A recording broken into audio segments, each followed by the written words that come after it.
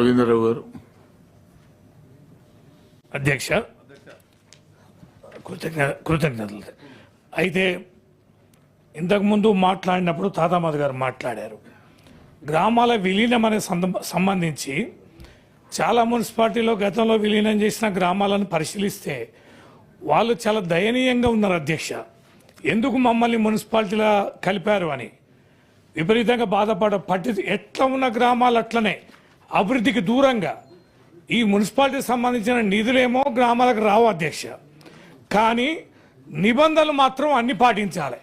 ఏది ఇండ్ల పన్నులు కట్టడంలో కానీ, ఇంటి నిర్మాణాలకు సంబంధించి కానీ, ఇతరత్ర అనుమతులు కానీ విపరీతంగా లక్షల కొద్ది రూపాయల ఖర్చు ఏమో భారం పడుతుంది అధ్యక్ష మున్సిపాలిటీ నిబంధనలు.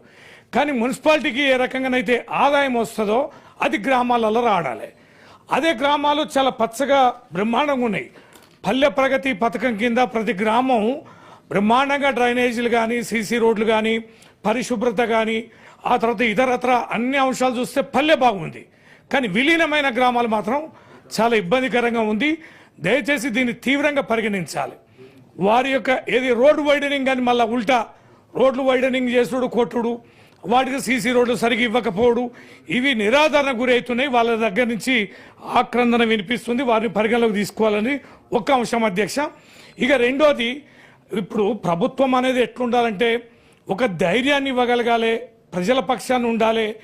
ఎవరు కూడా భయాందోళన గురి కాకుండా ఎవరినో మనం తొక్కేస్తున్నాం అంచేస్తున్నామనే కసి అనేది పెంచుకోవద్దు అధ్యక్ష.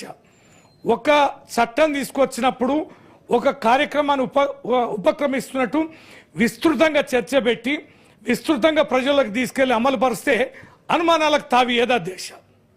ఇప్పుడు హైడ్రా ఉంది. ఇప్పుడు మేము మిమ్మల్ని ఏమనేది పొద్దులేస్తే ఏమంటున్నాం, 100 రోజుల్లో 6 గ్యారెంటీలు అమలు అన్నారు, ఏమైందని అంటున్నాం, సంవత్సరం అయింది కదా అని. మీరు అమలు పరిస్తే పంచాయతీ లేదు కదా, ప్రజల వ్యతిరేకత రాదు, ప్రతిపక్షం మాకు అవకాశం ఉండదు, మీకు డబ్బులు సమకూరాలి, ప్రభుత్వానికి ఆదాయం సమకూర్చుకునే మార్గాలు చూడాలి. కానీ ఇట్లాంటి భయకంపితమైన ఒక అంశాన్ని మీరు ముందు తీసుకొస్తే మొత్తం రిజిస్ట్రేషన్లు ఆగిపోయినాయి, ఆదాయాలు పడిపోయినాయి. నిర్మాణ రంగం ఇవాళ రియల్ ఎస్టేట్ రంగం, నిర్మాణ రంగం అనేది మొత్తం మార్కెట్లో సొసైటీలో రొటేషన్ అవుతున్న డబ్బులు 60% ఉంటుంది అధ్యక్ష. ఇవాళ ఎవరిని అడిగినా కూడా ఎవరి దగ్గర క్యాష్ లేదు అధ్యక్ష. మొత్తం కొనుగోలు ఆగిపోయినాయి, అమ్మకాలు ఆగిపోయినాయి, నిర్మాణ రంగాలు డబ్బులు లేక, బ్యాంకులు లోన్లు ఇయ్యక నిర్వీర్యమైంది. ఇది మీకు ఆమోదయోగ్యమా? ప్రజాపాలన అనుకున్నప్పుడు ప్రజలు మిమ్మల్ని ఎన్నుకునేది ఇట్లా భయపెట్టమని కాదు కదా, ఆదాయ మార్గాలు కోల్పొమ్మనమని కాదు కదా. మీ స్కీమ్లో కూడా చాలా డబ్బు కావాలి. మేము అనేది ఏంటంటే ఒక ఆలోచన చేసే ముందు కాస్త వాటికి వచ్చే కాంప్లికేషన్స్ కానీ ఇతర కానీ, ఇప్పుడు అర్బన్ డెవలప్మెంట్ అథారిటీలను పెట్టినరే సార్ అధ్యక్ష, జిల్లాను అర్బన్ డెవలప్మెంట్ అథారిటీ అని పెట్టినాం. దాని కాన్సిక్వెన్సెస్ మీరు దూరదృష్టితో చూడాలి.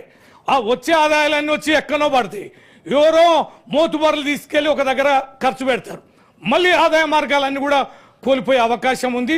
మేమనేది ఏంటంటే ఒక మంచి నిర్ణయం చేసేటప్పుడు వచ్చే కాంప్లికేషన్స్ కానీ ఇబ్బందులు కానీ పరిగణలోకి తీసుకొని ప్రజలకు ఇబ్బంది కాకుండా ప్రజలకి ధైర్యాన్ని ఇచ్చే ఆ చట్టాలు మీరు చేయండి, అమలు పరచండి. ప్రభుత్వంగా మేము ఉన్నామనే భరోసాను మీరు ఇవ్వండి. ప్రభుత్వ ఆదాయ మార్గాన్ని పెంచుకోండి, మీరు ఇచ్చిన హామీలను నెరవేర్చుకోండి అనేదే మా సూచన తప్ప మీ మీద వేరే వ్యతిరేకత కసి అనేది మాకేముండదు. పెద్ద మనసుతోటి అర్థం చేసుకొని ఇవన్నీ పరిగణలోకి తీసుకోవాల్సిందిగా విజ్ఞప్తి చేస్తున్నారు.